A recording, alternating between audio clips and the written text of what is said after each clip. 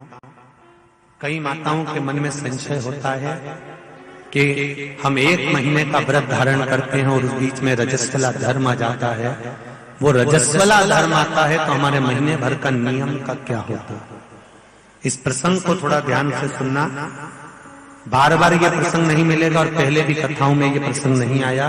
आज भीखन गांव की हरिहर्ष महापुराण में ये प्रसंग आया है। तो जितने लोग आस्था पर सुन रहे हैं, जितने फेसबुक यूट्यूब पर सुन रहे हैं, इस प्रसंग को थोड़ा ध्यान से सुनना मेरी माता।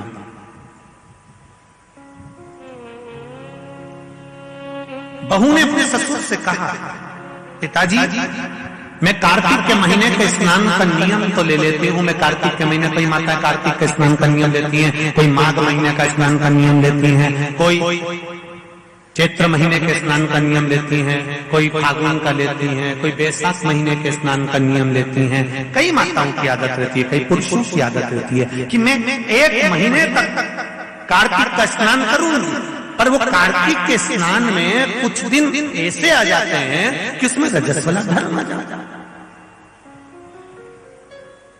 अब वो रजो धर्म आ गया, रजस्वला धर्म आ गया, तो उस बीच में उसका नियम पूरा हुआ कि नहीं हुआ?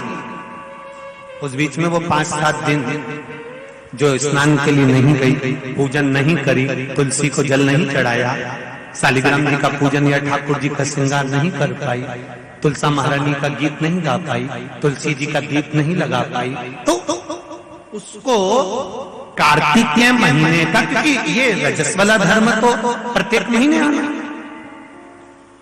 नारी के लिए रजो धर्म तो हर महीने प्राप्त होना, तो हर महीने अगर रजो धर्म आना है तो कार्तिक महीने का फिर नियम पूरा कैसे हुआ?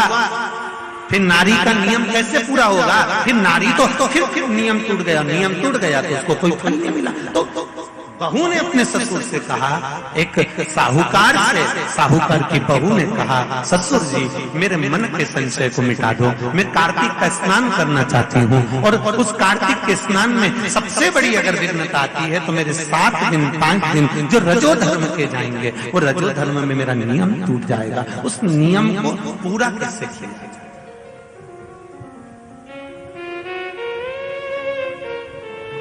वो नियम पूरा कैसे होगा? कार्तिक के महीने का स्नान करने वाले जरा ध्यान देंगे, चाहे बैसाख स्नान करें, चाहे माघ का स्नान करें, मेरी माताओं का रजो धर्म 7 दिन 1 महीने के अंदर आ ही जाता, और आया तो वो नियम टूटा। उस नियम को पूर्ण कैसे करा जाए? कहा, साहूकार ने कहा कि बहू मैं इतना विद्वान तो नहीं हूं, ज्ञानी तो नहीं हूं, पर मैं मेरे गुरु से इस बात को स्मरण कर रहूंगा। अब बहू को कार्तिक का महीना आ रहा है, कार्तिक के महीने का उसको इंतजार था, वो इंतजार में बैठी है। मात्र कार्तिक आने में 8 दिन बचे थे। अब देखिएगा जरा, आप में और उस बहू में क्या अंतर है। कार्तिक के महीने आने में 8 दिन बचते हैं तो आप पुताई चालू कर देते हो। बोलो सही है कि गलत है? कार्तिक आने में, दिवाली आने में जब 8-15 दिन रहते हैं तब तुम पुताई चालू कर देती हो, सफाई चालू कर देती हो, ये काम चालू कर देती हो, वो काम चालू कर देती हो। सारे काम तुम्हारे कार्तिक का महीना आने के समय पर चालू हो जाता है। और बहू सफाई नहीं पूछ रही, साफ सफाई पर ध्यान दे रही है, पर ऐसा नहीं कि साफ सफाई नहीं कर रही, पर उसका ध्यान वही कार्तिक के महीने के स्नान में लगा हुआ है। आज बहू 8 दिन बचे और बहू का भोजन छूट गया, उसका भोजन नहीं, भाई मिला अंदर जाए। किसी चीज को पाने की जब तमन्ना होती है ना, तो खाना पीना छूट जाता है। ये नागेश्वर मंदिर महिला मंडल से पूछ लेना। बहू की नींद चली गई, उसको भोजन नहीं भागा, नींद गई, भोजन भाया, बड़ी दुखी थी। साहूकार को कोई मिला या ना मिला, इस बहू की आंख का अश्रु तुलसी के क्यारे के पास गिर गया। तुलसी के क्यारे के पास आंसू गिरा, अश्रु गिरा। महाराज अब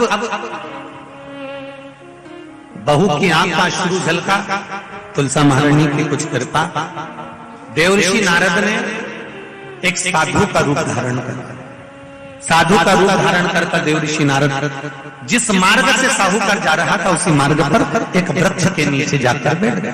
वृक्ष के नीचे बैठे और बैठते ही साहूकार ने देखा कि बहुत पहुंचे हुए बाबा लग रहे हैं, चंदन का तिलक लगा है, कंधे पर यज्ञोपवीत पड़ा हुआ है, बड़ी बड़ी जटा झूठ है, मुख पर कुछ तेज पुंज है, बड़ा प्रकाश दिख रहा है, रुद्राक्ष की गले में माला पड़ी हुई है, हाथ में तुलसी की माला धरी हुई है। और साहूकार ने जाकर हाथ जोड़कर निवेदन करा, बाबा जी, ओ बाबा जी, मेरे मन के संशय को मिटा दीजिए। बाबा जी ने पूछा, क्या बात है बाबा? साहूकार जी बोले, मेरे बहू के मन का संशय है। नारी जब कार्तिक के महीने का स्नान करती है, या माघ महीने का स्नान करती है, या वैशाख महीने का स्नान करती है, या चैत्र महीने का स्नान करती है, नारी जब पूर्ण एक महीने का स्नान करती है तो बीच में जो रजस्वला धर्म आ जाता है, नारी 5 दिन 7 दिन जो काम नहीं कर पाती है, वो रजो धर्म के समय पर, रजस्वला धर्म के समय पर उसका 1 महीने का नियम खंडित हो जाता है। तो वो खंडित हुआ नियम पूर्ण कैसे हो, उसका वर्णन आप मुझे बता दीजिए। वो नियम मुझे बताओ।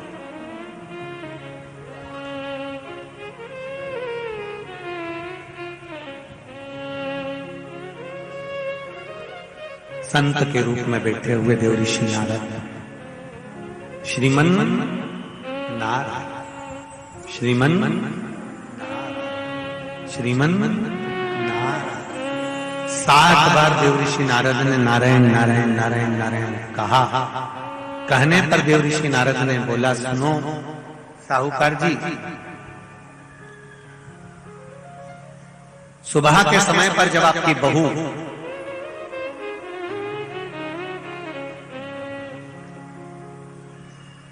मंदिर की ओर जाए तो उसको इस मार्ग की ओर लेकर आना। मैं आपको ज्ञान उपदेश दूंगा और वो ज्ञान उपदेश आप बहू को श्रेष्ठ दे पाए ना दे पाए, वो बहू सम्मुख में बैठकर सुनेगी तो उसको प्राप्त होगा। ये देखो वही कथा आ गई। आप खाओगे आपका पेट भराएगा, आप सुनोगे आपका कल्याण होगा। बेटों बेटियों को लेकर आओ, बहुओं को लेकर आओ, बच्चों को लेकर आओ, उनके सुनने से उनका लाभ, उनका लाभ।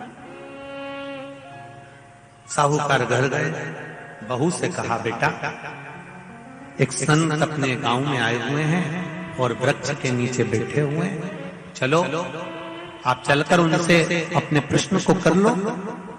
बहू ने भगवान का नाम लिया, स्मरण करती हुई बहू पहुंची और बहू ने जाकर तुरंत हाथ जोड़कर निवेदन किया, बाबा जी 1 महीने तक नारी कार्तिक का स्नान करती है, 1 महीने तक नारी माघ का स्नान करती है, 1 महीने तक नारी वैशाख का स्नान करती है, 1 महीने तक नारी चैत्र का स्नान करती है, बीच में अधिक मास का स्नान करती है। उस बीच में नारी का जो रजो धर्म आ जाता है, रजस्वला धर्म आ जाता है, उस समय पर नारी का जो करा हुआ व्रत है 1 महीने का, वो खंडित हो जाता है। उस व्रत की पूर्णता कैसे मानी जाए? तो उस समय पर देवऋषि नारद जो संत के वेश में थे, उन्होंने कहा कि बहू एक काम करो, पुत्री कार्तिक महीने के पीछे के जो 5 दिन 7 दिन पचवीगन के होते हैं, अगर नारी का रजस्वला धर्म बीच में आ जाता है तो पीछे के 5-7 दिन में से अगर 1 दिन भी नारी ब्रह्म मुहूर्त का स्नान कर कर, सुबह का स्नान कर कर तुलसी में दीप प्रज्वलित कर देती है तो उसके बीच का जो खंडित भाग है वो समाप्त हो जाता है, उसे पूर्ण फल की प्राप्ति। अब फिर सुन लीजिए अच्छे से, अगर मान लो वो पचवीगन में ही नारी का रजो धर्म आ गया तो बहुत ध्यान से सुनना। ये कथा हरिहर शिव महापुराण की कथा जो भीकन गांव वालों को मिली है, संपूर्ण विश्व के कल्याण के लिए। बहुत ध्यान देना, हर नारी का प्रश्न है, प्रत्येक नारी के प्रश्न ये सम्मुख में रहता है। मान लो आपने कहा कि रजो धर्म आ गया मध्य में तो आप पीछे के 5 दिन स्नान करो। वो 5 दिन में अगर रजो धर्म आ गया, फिर शिव महापुराण की कथा कहती है, घर में रहने वाली कोई कुंवारी कन्या, घर में रहने वाला कोई पुत्र, घर में रहने वाला पति, घर में रहने वाली सास, घर में रहने वाली कोई सौभाग्यवती नारी, जेठानी, ननंद, देवरानी, या घर में रहने वाला कोई पुरुष अगर बाहर स्नान करने नहीं भी जा सकता, ब्रह्म मुहूर्त में प्रातः के समय पर यदि तुलसी में एक दीप और एक संध्या के समय पर दीप लगा देता है तो भी नारी का नियम पूर्ण हो जाता है। वो नियम खंडित नहीं, वो नियम खंडित। क्या 5 दिन के स्नान का फल है? हाँ, और तुझे मौका मिलेगा तो तुझे समझ में आएगा। देवर्षि नारद ने बस इतना कहा, उसका फल क्या है तुझे मौका मिलेगा जब मालूम पड़ेगा। तब बहू को समझ में नहीं आया कि आखिर सब क्या कहा। देवर्षि नारद कहकर चले गए। साहूकार की बहू रोज प्रातः का कार्तिक का स्नान करने लगी। कार्तिक का स्नान रोज बहू करती, रोज ब्रह्म मुहूर्त में स्नान कर आती। बहू को नहीं मालूम कि नगर के राजा का लड़का युवराज अपनी पत्नी के साथ स्नान करने आता। राजा और रानी भी स्नान करने आते हैं, युवराज अपनी धर्मपत्नी के साथ स्नान करने आता है। आज युवराज को बड़ा बुरा लगा। युवराज ने देखा कि मैं घाट पर नहाने के लिए आता हूं, पर यह घाट गीला कैसे हो जाता है? मतलब मेरे स्नान के पहले कोई स्नान कर रहा है, मेरे स्नान के पहले कोई स्नान कर रहा है। मुझे ऐसा लगता है जरूर कोई ना कोई आता है। युवराज ने, राजा ने अपने नगर के सैनिकों से बोला, पता लगाओ कि सुबह स्नान करने कौन आता है। सैनिक लगते उससे पहले ही साहूकार की बहू स्नान कर चली जाती। दिखाई नहीं दिया, समझ नहीं आया। आखिरी के 7 दिन बचे थे, 8 दिन बचे थे। राजा के दूत ने फिर युवराज ने कहा, मुझे पता लगा कर बताओ फिर मेरे स्नान के पहले कौन स्नान करता है, घाट को गीला कौन कर देता है। क्रोध में आकर कहा, मालूम नहीं पड़ पाया। एक दिन रानी को, इस साहूकार की बहू को मालूम पड़ा कि युवराज मेरा पता कर रहा है, मेरा पीछा कर रहा है। तो बहू ने तुरंत सुबह जल्दी स्नान करा और भागी। भागते समय उसके गले की माला और पांव की एक मोजड़ी छूट गई। माला और मोजड़ी छूट गई। माला मोजड़ी छूटी, चली। राजा को वो माला मोजड़ी मिल गई। उसने मन में विचार करा, मोजड़ी इतनी सुंदर, माला इतनी सुंदर, तो जो इसको पहनती होगी वो कितनी सुंदर होगी। राजा ने अपने दूतों से कहा, जाओ, जिसकी ये मोजड़ी और माला है इतनी सुंदर है तो वह नारी कितनी सुंदर होगी, उसको 5 रात्रि मेरे पास में लेकर आ। उसको मैं 5 रात्रि अपने यहाँ रखूंगा। शब्द सुना, खबर पूरे गांव में लग गई। साहूकार की बहू के कानों में भी शब्द पहुंच गया। कार्तिक का महीना चल रहा था तो बहू ने भी कह दिया, मैं राजा के यहाँ पर 5 रात्रि रहने को तैयार हूं, पर शर्त मेरी एक है, ब्रह्म मुहूर्त का स्नान करते हुए अगर राजा मेरे को मुख देख लेगा तो मैं उसके यहाँ रह लूंगी। सुबह का कार्तिक का स्नान कर कर जब मैं निकल रही हूँ और राजा का पुत्र मुझे देख ले तो मैं रहने को तैयार हूँ, नहीं तो मैं नहीं रह सकती। राजा ने भी एक पक्षी, जो पाला हुआ पक्षी था, उस पक्षी को पेड़ पर बिठा दिया और कहा, जैसे ही रानी स्नान करने आए उसी समय पर तू बोल देना, मैं दौड़ कर आ जाऊंगा और इस रानी, इस साहूकारनी का दर्शन कर लूंगा। जब साहूकारनी सुबह के समय पर स्नान करने चली तो देहली पर द्वार को छोड़ते समय प्रणाम करते हुए कहती है, हमारे भारत की सभ्यता, भारत की भूमि की संस्कृति, पहले की माताएं जब मायके से ससुराल जाती थी या ससुराल से मायके आती थी तो जिस तांगे में, जिस गाड़ी में, जिस बस में, जिस टैक्सी में भी बैठती थी उसके भी पांव पड़ती थी, उसको भी प्रणाम करती थी। बोलो दीजिए सही है कि गलत? ये भारत की सभ्यता है, ये भारत का संस्कार है, ये भारत की भूमि की मर्यादा है। जिस भूमि पर से जा रही, ससुराल से मायके जाएगी तो जिस बस में जाती थी उसके पांव पड़ती थी, बैलगाड़ी में जाए, टांगा गाड़ी में जाए, घोड़ा गाड़ी में जाए, उसके पांव पड़ती थी। घर से निकलते समय प्रणाम कर कर जाती। उसने अपने द्वार को प्रणाम किया और द्वार प्रणाम कर कर जा रही है और कहती हुई जा रही है, हे तुलसा महारानी, हे गंगा मैया, हे दामोदर भगवान, ऐसी कृपा करना मैं स्नान कर कर जाऊं तो राजा के लड़का नींद में भरचक सो जाए, ऐसी कृपा कर देना। तोता बोलता रहा, राजा का लड़का सोता रहा। पहला दिन निकल गया। दूसरे दिन राजा के लड़के के मन में प्रश्न आया कि मैं तोते से पूछूं, क्यों रे तोता, क्या वो साहूकार की बहू नहीं आई थी? आई थी, स्नान करके गई, तो मैं जग नहीं पाया। उसने विचार करा, कुछ ऐसा काम करता हूं, पुड़िया में लेकर बैठ गया मिर्ची, रात्रि को डाल ली आंख में, रात भर नींद नहीं आएगी। साहूकार नहीं, फिर चली, द्वार को छोड़कर प्रणाम करा, दरवाजे को प्रणाम कर कर, द्वार को पूजन कर कर, जब प्रणाम कर कर चली तो निवेदन कर कर चली, हे द्वार देवता, राजा के लड़के को सुला देना।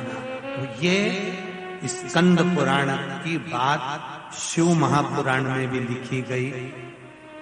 पशुपति व्रत में एक नियम है, जब मंदिर में दिया लगाकर जाते हो तो घर के दरवाजे के राइट सीधे हाथ पर दिया लगाते हो। बोलो सही है? सीधे हाथ पे दिया लगाने का महत्व क्यों है? क्योंकि हम मंदिर से चलकर जब आते हैं, अपने घर के सीधे हाथ की ओर जब दिया लगाते हैं तो भगवान से निवेदन करते हैं कि मेरा ये द्वार है और आपके भरोसे पर है, आपको संभालना है। दूसरे दिन उसने मिर्ची डाली राजकुमार ने, तो भी उसकी नींद लग गई। तीसरे दिन उसने अपने शरीर पर कट लगा लिया कि इसकी जलन होगी तो नींद नहीं आएगी, मालूम पड़े तो भी नींद आ गई। चौथे दिन उसने आगी जलाकर बैठ गया तो भी नींद आ गई। पांचवें दिन भी उसको नींद आ गई। 5 दिन तक उस साहूकारनी का मुख नहीं दिखा। राजकुमार घर चले गया, गुस्से में लाल हो गया, शरीर में कुछ रोग हो गया, शरीर कोड़ी हो गया, टपकने लगा, खाल गलकर गिरने लगी। राजा को चिंता लग गई, मेरा इकलौता लड़का, और उसकी शरीर की काया बिगड़ गई, उसकी काया समाप्त। साहूकार की बहू को नहीं मालूम, साहूकार की बहू तो अपनी भक्ति में, अपने स्मरण में, अपने आनंद में लगी हुई थी, उसको मतलब नहीं, वो तो अपनी अलमस्तता में, अपनी मस्ती में लगी, अपने भजन में। 5 दिन जो मिले हैं भगवान की भक्ति के, उसमें डूबी हुई है, उसे कोई मतलब। तुलसा जी का आराधना करे, तुलसी जी का पूजन करे, तुलसी जी का स्मरण करे।